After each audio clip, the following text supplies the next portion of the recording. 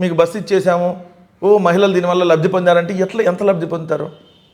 రెగ్యులర్గా రోజు వెళ్ళే వాళ్ళు తక్కువ మంది ఉంటారు కదా. సో మీరు పథకాన్ని ఇట్లాంటి పథకాల కంటే మేము చెప్పినటువంటివి చేస్తే మహిళలు ఇంకెక్కువ లబ్ధి చేకూరుతారని మేము చెప్పేది. రెండో, దీనివల్ల పురుషులకి అట్లానే విద్యార్థులు కూడా, ఈరోజు స్టూడెంట్స్ కాలేజీలకు వెళ్ళేటటువంటి స్టూడెంట్స్ ఈ ఉచిత బస్సు ప్రయాణం వల్ల, అదే ఫుట్ బోర్డు అంటాం కదా మనం, ఆ ఫుట్ బోర్డు మీద నిలబడి వెళ్ళాల్సినటువంటి పరిస్థితి, దానివల్ల ప్రమాదాలు జరుగుతాయి కదా. అసలు కూర్చొని ఇవ్వట్లేదు ఆడవాళ్ళే. ఇప్పుడు ఫ్రీ బస్ అన్నాక ఎక్కువ మంది ఇంట్రెస్ట్ చూపుతారు. ఎందుకు?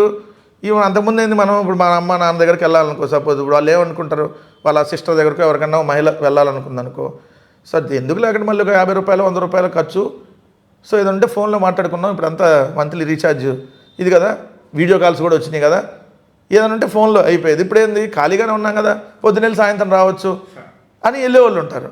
సో అందరని కదా, అలా వెళ్ళటం వల్ల ఏంటంటే ప్రయాణికులు పెరుగుతారు, మహిళా ప్రయాణికులు అనేది పెట్టడం వల్ల రెగ్యులర్గా నిజంగా అత్యంత అవసరానికి వెళ్ళాలనుకునేవాళ్ళు, అత్యంత అవసరానికి స్కూల్స్కో కాలేజీలకో హాస్పిటల్కో వెళ్ళాలనుకునేటటువంటి పురుషులు ఉంటారు, లేదంటే మహిళలు కూడా ఉంటారు. కానీ వాళ్ళు కూడా ఈరోజు నిలబడి వెళ్ళాల్సినటువంటి పరిస్థితి వచ్చింది కదా.